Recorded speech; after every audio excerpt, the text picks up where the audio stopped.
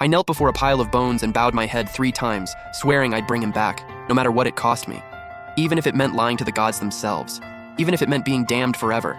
So I flipped the switch, put on my sweetest, most fragile face, and threw myself at this war god who'd come down from heaven to face his trials. 2 years of acting. Fooled every god in the sky. Fooled that self-righteous goddess too. Then finally, on our wedding night, I heard the words I'd been waiting for. Xiao Jingheng came clean. He was a war god on a heavenly trial, and he already had a goddess fiancé waiting for him. He didn't even lift my veil. His voice was cold as ice. You took care of me for 2 years. As thanks, I'll grant you 2 wishes, anything except asking me to stay. I clenched my fists and stared at his cold expression through the red veil. You can do anything? Then bring someone back from the dead. Can you do that? He let out a breath of relief. Your mother? Sure. You two seem close. Makes sense.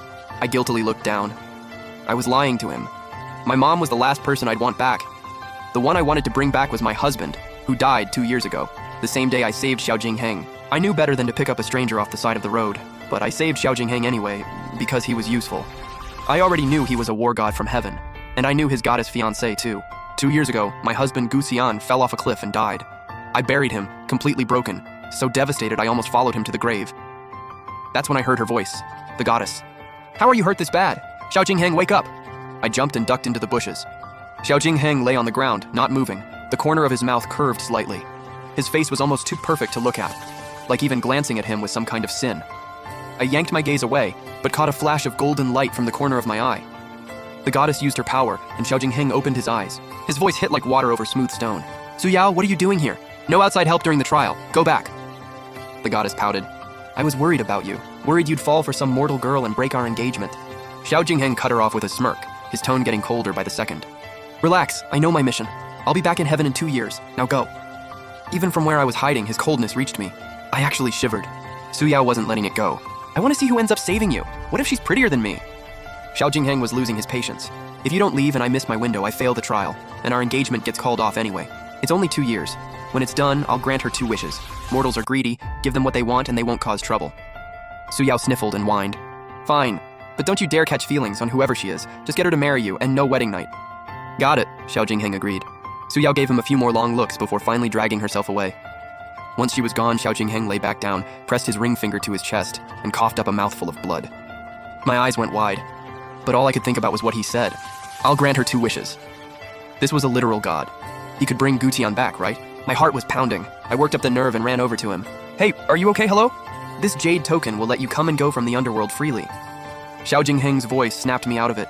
He opened his palm, a flash of white light, and a glowing jade token appeared. My eyes lit up.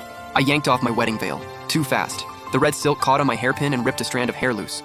A flicker of amusement crossed Xiao Jingheng's eyes. That eager, huh? Must really miss her. I took the jade token and couldn't help tearing up. Yeah, I really miss him. The token will guide you to the underworld. Just give his name, and the death officials will bring him back. He reached up, probably to tuck the loose strand of hair behind my ear. I tilted my head away before he could. His fingers froze for a second, then slowly pulled back. Your second wish, think it over. Wealth, power, a longer life, just say the word. I gripped the jade token and slowly shook my head. No thanks, I don't need anything else. 2 years together, I knew him well enough. One more ask and he'd snatch that token back without a second thought. Sure enough, he heard my answer and gave a satisfied nod. Not greedy and so easy to please. Never made things difficult. I'm the one who owes you an apology. I smiled, but it was a bitter one. I knew, compared to the goddess, I was nothing. Not even worth dreaming about. Funny how the more a woman plays nice, the more guilty a man feels. He heard that and let out a sigh.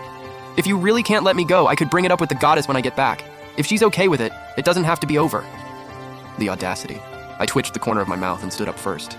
You've spent 2 years down here, and I'm sure you're ready to head home. Don't let me hold you up. Come back and visit if you ever get the chance. Sure. He nodded, gave me one long, lingering look, then disappeared in a flash of white light. The next day, word spread through the whole village that Xiao Jingheng had bolted overnight. My neighbor Auntie Zhang planted herself on the other side of the wall and made sure to speak loud enough. Y'all hear? Liu Wanyan's hot husband ran off. I saw it myself. 8-man sedan chair came to pick him up. I always said, how could a man that fine settle for her? Probably some big shot from the capital. She got lucky finding him, brought him home, and he was gone the same night they got married. Doesn't that make her a dumped bride? You think someone will come knocking in a couple days to take her to the capital? You two have been reading way too many storybooks. I said it without much heat, calm, almost amused. I was a widow.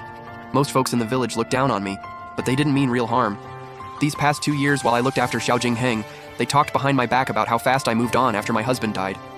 but not one of them outed the fact that I'd already been married before. For that alone, I was grateful.